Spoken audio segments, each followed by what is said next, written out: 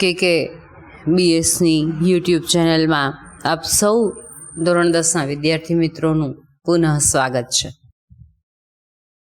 આપણે પ્રકરણ 14 ઉર્જાના સ્ત્રોતો ચાલી રહ્યું છે અને એની અંદર આપણે છેલ્લે થર્મલ પાવર પ્લાન્ટ અને જળ વિદ્યુત પ્લાન્ટની ચર્ચા કરી. આજે આપણે વાત કરવી છે પવન ઉર્જાની. પવન કેવી રીતે ઉદ્ભવે? કારણ કે આપણે સામાન્ય રીતે પવનની વ્યાખ્યા આપવી હોય તો કેવી રીતે આપીએ છીએ, કેવી રીતે કહીએ તો કે ગતિમાન હવાને આપણે પવન તરીકે ઓળખીએ છીએ. અને આવા પવનો કેવી રીતે ઉદ્ભવે તો એની વિશે તમે અત્યાર સુધીમાં વિજ્ઞાન અને સામાજિક વિજ્ઞાન ભૂગોળમાં એની વિશે અભ્યાસ કરી ગયા છો કે સૂર્ય ઉર્જા દ્વારા ભૂખંડો અને જળાશયો એ અસમાન રીતે ગરમ થાય. જેટલી જમીન ગરમ થાય છે એટલું પાણી ગરમ નથી થતું, અને જેટલી ઝડપથી જમીન ઠરે છે એટલી ઝડપથી પાણી નથી ઠરતું. એટલે કે ભૂખંડ અને જળાશયમાં અસમાન રીતે ગરમ થવાથી હવાની ગતિ છે તે ઉત્પન્ન થાય છે. એટલે કે હવા ગતિમાન બને છે અને આવી ગતિમાન હવાને આપણે પવન તરીકે ઓળખીએ છીએ. એટલે કે પવન ફૂંકાય છે. હાલ પણ તમે જુઓ કે ગ્રીન હાઉસ ઇફેક્ટ અને એને કારણે આપણે વાતાવરણમાં કેટલા બધા ચેન્જીસ જોઈએ છીએ. વાવાઝોડા આવે છે, પવન આવે છે, વરસાદ આવે છે. હજી ગયા અઠવાડિયે જ આપણે કારતક મહિનાની અંદર ચોમાસુ માહોલનો અનુભવ કર્યો. 2-3 દિવસ સુધી સતત વાદળછાયું વાતાવરણ, વરસાદ, આ બધા બાબતોનો અનુભવ કર્યો. તો પવન જે ગતિશીલ હવા છે એ ગતિશીલ હવા એટલે કે પવનમાં રહેલી ગતિ ઉર્જાનો ઉપયોગ કાર્ય કરવા માટે આપણે કરી શકીએ છીએ. અને આવો ઉપયોગ એ કંઈ આજકાલનો નવો નથી. ભૂતકાળમાં પણ યાંત્રિક કાર્ય કરવા માટે થઈ અને પવનની અંદર રહેલી આ ગતિ ઉર્જા છે એનો ઉપયોગ પવનચક્કી દ્વારા ઉપયોગમાં લેવામાં આવતો હતો. પાણી ખેંચવાની રેંટમાં પવનચક્કીનો ઉપયોગ થતો. આ ઉપરાંત અનાજ દળવાની ઘંટીની અંદર પણ પવનચક્કીનો ઉપયોગ છે તે થતો હતો. એટલે પવનચક્કીની જે ચક્રીય ગતિ છે એ ચક્રીય ગતિની મદદથી કૂવામાંથી પાણી બહાર ખેંચવામાં આવતું. અનાજ દળવાની જે ઘંટી છે એ ઘંટીને પણ પવનચક્કીના પાંખિયાઓની સાથે પટ્ટાથી જોડી દેવામાં આવતું. અને એટલા માટે પવનચક્કીના પાંખિયા ફરે તો સાથોસાથે પટ્ટો ફરે અને પટ્ટા સાથે જોડેલી ઘંટી છે એ પણ ફરતી, એટલે અનાજ દળાતું. હાલના સમયમાં આપણે પવન ઉર્જાનો ક્યાં ઉપયોગ કરીએ છીએ? તો મોટા ભાગે પવન ઉર્જા છે એનો ઉપયોગ આપણે વિદ્યુત ઉર્જા ઉત્પન્ન કરવા માટે કરીએ છીએ. તો પ્રશ્ન એ થશે કે આ પવનચક્કી એ કેવી હોય દેખાવમાં, એનું બંધારણ, એની રચના કેવી હોય? તો પવનચક્કી છે એને બહુ સાદા સરળ એક સાધન સાથે સરખાવીએ તો આપણે મેળાની અંદર ફરફરિયું કાગળનું મળતું હોય છે.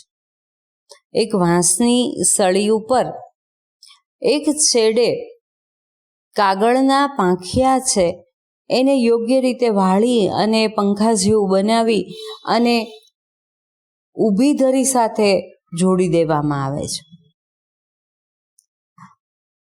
આ ફરફરિયા સાથે તમે પવનચક્કીની રચનાને સરખાવી શકો. એવી જ રીતે ટેબલ ફેન, પેડલ ફેન, આપણે સીલિંગ ફેન હોય ઉપર છતમાં લગાવેલા તો એ આપણી ઉપર ગોળ ગોળ ફરતા હોય, પણ પેડલ ફેન એટલે કે એક લોખંડના પાઇપ ઉપર પંખાના પાંખિયા એ જોડેલા હોય ઊભા, અને એ પેડલ ફેન અથવા તો ટેબલ ફેન એ આપણને હવા આપે, તો એમાં ઊભી ધરી સાથે એ પાંખિયા જોડેલા હોય. તો આ પવનચક્કીની રચનામાં પણ આવી જ રીતે એક ઊંચા મોટા આધાર ઉપર અમુક ઊંચાઈએ આ પાંખિયા છે, વિદ્યુત પંખા જેવું બંધારણ ધરાવતી રચના કે જેને જોડેલા હોય.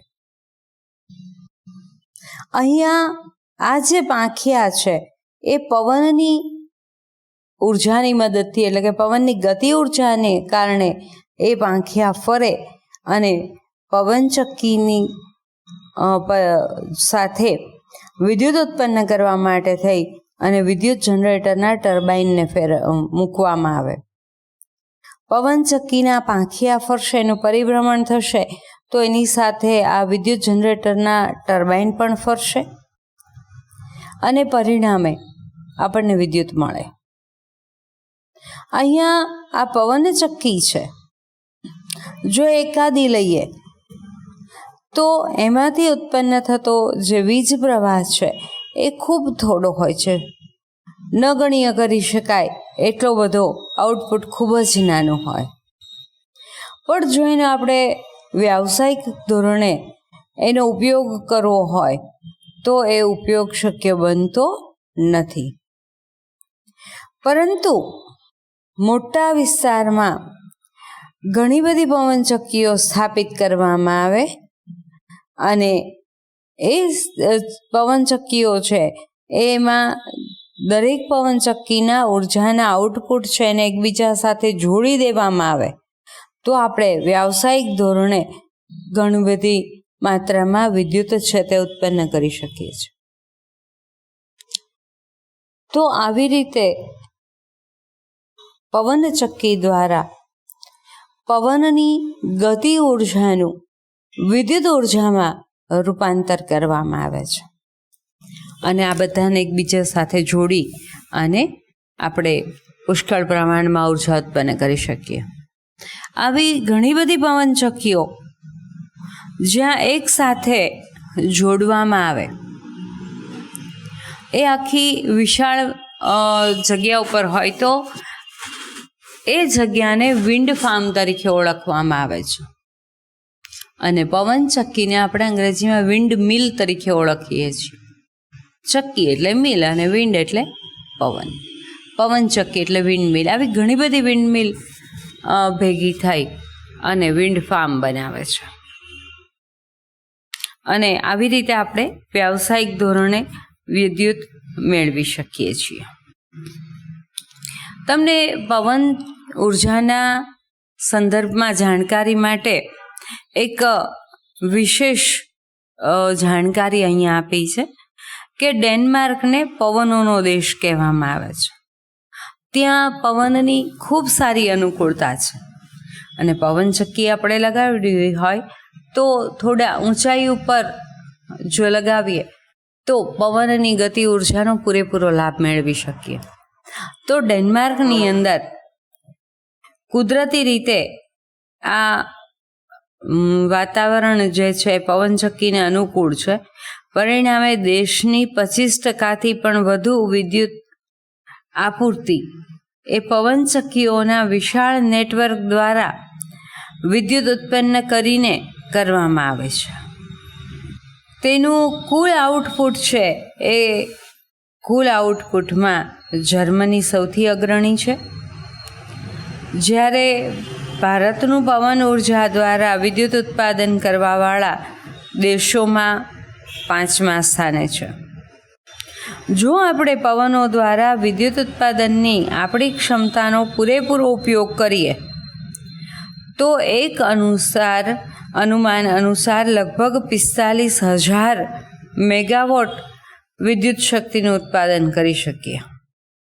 અને આપણા ભારતમાં તમિલનાડુના કન્યાકુમારી નજીક ભારતનું સૌથી વિશાળ પવન ઉર્જાનું ફાર્મ સ્થાપિત કરવામાં આવ્યું છે અને ત્યાં 380 મેગાવોટ વિદ્યુત છે તે ઉત્પન્ન કરવામાં આવે છે.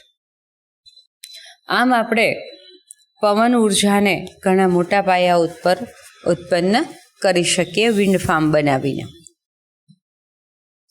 આમ જોઈએ તો પવન ઉર્જા છે એ પર્યાવરણને અનુકૂળ અને પુનઃપ્રાપ્ય અસરકારક ઉર્જા સ્ત્રોત છે. આપણે એક વખત વહેતા પવનમાંથી વિદ્યુત ઉર્જા ઉત્પન્ન કરી લીધી, પવન ઉર્જાનું વિદ્યુત ઉર્જામાં રૂપાંતર કરી નાખ્યું, પછી એ પવન જ્યારે ફરીવાર વાય, હવા છે એ ફરીવાર આવે, કારણ કે પવન ઉર્જા તો આપણને પવન છે તો સદાકાળ રહેવાનો, તો વારંવાર આપણે પવનમાંથી ઉર્જા ફરી વખત મેળવી શકવાના છીએ. અને એટલા માટે પવન ઉર્જા એ પર્યાવરણને અનુકૂળ અને પુનઃપ્રાપ્ય અસરકારક ઉર્જા સ્ત્રોત છે. વિદ્યુત ઉર્જાના ઉત્પન્ન કરવાના હેતુસર જ્યારે આપણે એનો ખાસ ઉપયોગ કરીએ છીએ ત્યારે એમાં વારંવાર ખર્ચો કરવાની જરૂર નથી પડતી, પરંતુ પવન ઉર્જાનો ઉપયોગ કરવામાં ઘણી બધી મર્યાદાઓ પણ રહેલી છે. જ્યારે આપણે પહેલી મર્યાદા તો એ છે કે પવન ઉર્જાનું ફાર્મ ફક્ત એવા વિસ્તારોમાં સ્થાપિત કરી શકાય જ્યાં વર્ષના મોટા ભાગના દિવસો દરમિયાન પવન ફૂંકાતો રહેતો હોય. બીજી બાબત એ કે ટર્બાઇનની જરૂરી ગતિ ચાલુ રાખવા માટે પવનની ગતિ ઓછામાં ઓછી 15 કિલોમીટર પ્રતિ કલાકથી વધુ હોવી જોઈએ. જો એનાથી ઓછો પવન હોય તો આપણે પાંખિયા ફરી શકતા નથી, ટર્બાઇન ફરી શકતું નથી અને પરિણામે વિદ્યુત ઉર્જા મેળવી શકતા નથી. આ ઉપરાંત ત્યાં કેટલીક ટેકારૂપ સગવડતાઓ એટલે કે સંગ્રાહક કોષો હોવા જોઈએ, એટલે કે જેટલી વિદ્યુત ઉત્પન્ન થાય એ સંગ્રાહક કોષની અંદર એકઠી થતી હોવી જોઈએ, જમા થતી હોવી જોઈએ. એટલે આ બાબતની જરૂરી છે. ત્રીજી બાબત એ કે આ સંગ્રાહક કોષ હોય તો જ્યારે પવન ન હોય તો એવા સમયગાળા દરમિયાન પણ ઉર્જાની જરૂરિયાતનો કાળજી રાખી શકાય. પવન ઉર્જાનું ફાર્મ સ્થાપવા માટે ખૂબ જ મોટો જમીનનો વિસ્તાર છે હોવો જરૂરી છે. દાખલા તરીકે 1 મેગાવોટના જનરેટર માટે 2 હેક્ટર જમીન ધરાવતા ફાર્મની જરૂર પડે. ફાર્મ સ્થાપવા માટેનો પ્રારંભિક ખર્ચ ખૂબ જ ઊંચો હોય છે. વળી ટાવર અને પાંખિયાઓ એ ખુલ્લામાં હોવાથી કુદરતી ફેરફારો જેવી કે વરસાદ, સૂર્યપ્રકાશ, તોફાન, વાવાઝોડું આ બધા દરમિયાન એમની ખૂબ જ ઉચ્ચ કક્ષાની જાળવણી થતી હોવી જોઈએ. તો આટલી મર્યાદાઓ છે એ આ પવન ઉર્જામાં રહેલી છે. આ ઉપરાંત કેટલાક ઉર્જાના સ્ત્રોતો એવા છે કે જે વૈકલ્પિક અથવા તો બિનપરંપરાગત ઉર્જાના સ્ત્રોતો છે. Alternative or non conventional sources of energy. હવે આપણે જાણીએ છીએ કે દિવસે દિવસે ટેકનોલોજીની જે પ્રગતિ થઈ છે અને એ પ્રગતિની સાથોસાથ ઉર્જાની માંગ વધતી જાય છે. દાખલા તરીકે આજે તમે સૌ તમારા ઘરે બેઠા છો આવી કોરોનાગ્રસ્ત પરિસ્થિતિની અંદર, ત્યારે જો ટેકનોલોજીનો વિકાસ થયો ન હોત તો અમે તમને યુટ્યુબ કે વોટ્સએપના માધ્યમથી તમને ઘરે બેઠા ભણાવી શકત ખરા? તો ટેકનોલોજીનો વિકાસ થયો છે. મોબાઈલ છે, લેપટોપ છે, કોમ્પ્યુટર છે, આ બધાને ચલાવવા માટે શેની જરૂર પડશે? તો કે ઉર્જાની. આપણી જીવન પદ્ધતિ પણ એવી બદલાયેલી છે કે આપણા વધુને વધુ કાર્યો કરવા માટે આપણે મશીન એટલે કે યંત્રોનો ઉપયોગ કરવો પડે છે. આપણી સાવ નાનકડી પ્રાથમિક જરૂરિયાત સવારે ઉઠીએ, આપણું દૈનિક કાર્ય પતાવીએ, બ્રશ કરીએ, પેસ્ટ લગાવીએ, તો એ પેસ્ટ છે એ બનાવવા માટે, પછી એને આવી સરસ ટ્યુબની અંદર ભરવા માટે બધામાં મશીનની જરૂર પડશે. આપણા દાદા દાદી બ્રશ ક્યારેય નહોતા કરતા, દાંતણ કરતા હતા. બાવળિયાની દાળનો ટુકડો લઈ ચાવી દાંતથી અને પછી દાંત ઘસીને મોં સાફ કરતા. પણ આપણે બ્રશ વાપરીએ. તો આવું સરસ બ્રશ બનાવવા માટે કેટલી બધી ટેકનોલોજી છે શોધાઈ હોય, કેટલો એનો ઉપયોગ થતો હોય. આવા જ રેસા, આવા વાંકા ચૂકા, આવા સીધા આપણે બધાના દાંત માટે વપરાતા હોય છે. તો વધુને વધુ કાર્ય કરવા માટે આપણે મશીન એટલે કે યંત્રોનો ઉપયોગ કરીએ છીએ. અને આપણી પ્રાથમિક જરૂરિયાતો પણ ઔદ્યોગિકરણના પગલે આપણા જીવન સ્તરમાં સુધારો થયો છે. અને એ સુધારો થવાથી આપણી પ્રાથમિક જરૂરિયાતો પણ નિરંતર વધતી રહે છે. અહીંયા તમને એક પ્રવૃત્તિ આપી છે કે તમારા દાદા દાદી અથવા તો અન્ય વડીલો પાસેથી તમે એ શોધો કે તેઓ કેવી રીતે શાળાએ જતા હતા. સ્વાભાવિક જ છે કે આ પ્રશ્નનો જવાબ તમે એવો આપશો કે ભાઈ અમારા દાદા દાદી વડીલો છે એ બધા સ્કૂલે જતા, શાળાએ જતા તો હાલતા જતા હતા. આવા કોઈ વાહન, હજી તે કેટલાય ગામડાઓ એવા છે કે ત્યાં હજી કોઈ જ વાહનની સગવડતા નથી. અંતરિયાળ પ્રદેશો એવા છે કે ત્યાં આવી કોઈ સગવડતા નથી અને પગપાળા લોકો એક ગામથી બીજા ગામ, એક જગ્યાએથી બીજી જગ્યાએ જતા હોય. બીજી બાબત એ કે તેઓ જ્યારે યુવાન હતા, એટલે કે તમારા દાદા દાદી કે મારા દાદા દાદી આ બધા યુવાન હતા, ત્યારે એમની દૈનિક જરૂરિયાત માટેનું પાણી છે કેવી રીતે મેળવતા હતા. તો આનો જવાબ આપણે બહુ સ્વાભાવિક રીતે કહીએ કે ભાઈ જેમને પાણીની જરૂરિયાત હતી તો એ પોતાને માટે થઈ ને પાણી મેળવવા માટે થઈ કૂવો છે, બોરવેલ છે, જળાશયો છે, ત્યાંથી પાણી ભરી આવતા હતા.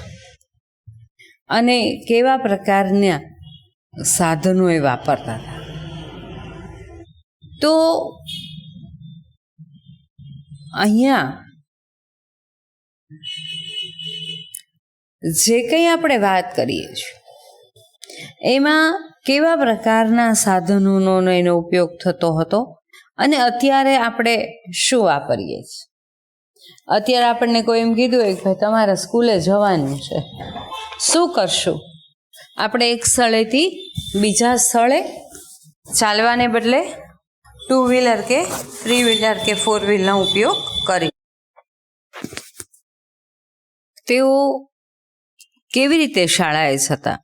તો કે ચાલીને જતા અને આપણે 2 વ્હીલર કાર કે શાળાની બસ કેનો ઉપયોગ કરીએ. આપણા વડીલો છે એ કૂવા કે નદીમાંથી પોતાનું પાણી જરૂરિયાતનું છે નદીમાંથી કે કૂવામાંથી મેળવતા હતા. જ્યારે આપણે સબમર્સિબલ પંપનો ઉપયોગ કરીને બોરમાંથી પાણી મેળવીએ અથવા તો આપણા ઘરે જ કોર્પોરેશનનું એટલે મ્યુનિસિપાલિટીનું પાણી છે એ ઘરે પહોંચે છે. તો એ લોકો મનોરંજનના સાધનો માટે, મનોરંજન મેળવવા માટે કેવા સાધનોનો ઉપયોગ કરતા? તો કે સામાજિક મેળાવડા, જૂથ સંમેલનો, નાટક, મેળા, તહેવારોની ઉજવણી, આ બધા એમના મનોરંજનના માધ્યમો હતા. અને આપણે મોટાભાગનો સમય મોબાઈલ ફોન, કોમ્પ્યુટર એ બધા પાછળ ખર્ચીને મનોરંજન મેળવીએ છીએ. ટેલિવિઝન જોઈએ છીએ, મલ્ટીપ્લેક્સમાં ફિલ્મો જોવી, ઓનલાઈન યુટ્યુબ અને એવા બધા સોશિયલ મીડિયાના જે સાધનો છે એના દ્વારા આપણે મનોરંજન છે તે મેળવવાનો પ્રયત્ન કરીએ છીએ. અને વિચારો કે આ બધા આપણે અત્યારે જે કરીએ છીએ એ બધા માટે શું થશે? તો કે આપણા દાદા દાદી અને વડીલો કરતાં આપણે વધારે માત્રામાં ઉર્જાનો વપરાશ કરીએ છીએ. એટલે કે આપણા દૈનિક જીવનમાં અને પરિવહન માટે ઉર્જાનો વધારે ને વધારે વપરાશ છે થઈ શકે. તો અહીંયા તમે જુઓ કે આપણી ઉર્જાની જરૂરિયાત જેમ જેમ વધતી જાય છે એમ આપણે વધુ ને વધુ ઉર્જાના સ્ત્રોત તરફ નજર કરીએ છીએ. આપણે એવી ટેકનોલોજીનો વિકાસ કરીએ કે જેમાં પ્રાપ્ય અથવા તો જાણીતા ઉર્જા સ્ત્રોતોની ઉર્જાનો વધુ કાર્યક્ષમ તરીકે રીતે આપણે ઉપયોગ કરી શકીએ. ઉર્જાના નવા સ્ત્રોત પણ શોધીએ. ઉર્જાના કોઈ પણ નવા સ્ત્રોત કે જેનો આપણે ઉપયોગ કરવા માગીએ છીએ તે સ્ત્રોતને ધ્યાનમાં રાખીને જરૂરી ચોક્કસ ઉપકરણોની જરૂર પડશે. તો ઉર્જાના કેટલાક અદ્યતન સ્ત્રોત કે જેનો આપણે ઉપયોગ કરવા માગીએ છીએ અને એ સ્ત્રોતમાંથી ઉર્જા મેળવવા અને એને સંગ્રહિત કરવા માટેની ટેકનોલોજી છે એની આપણે વિશેષ ચર્ચા કરીશું. કેટલાક લોકો એવું કહે છે કે જો આપણે આપણા પૂર્વજો જેવું જીવન જીવવાનું શરૂ કરીએ તો એનાથી ઉર્જા અને આપણા નિવસન તંત્રનું સંરક્ષણ થશે. તમને શું લાગે છે આ બાબત? વિચારજો અને તમારા વિચારો છે તે વ્યક્તિગત વોટ્સએપના માધ્યમથી મારા ગ્રુપમાં મૂકજો, મારા વોટ્સએપમાં, જેથી કરીને હું તમારા સૌના વ્યક્તિગત વિચારો આ બાબતે જાણી શકું.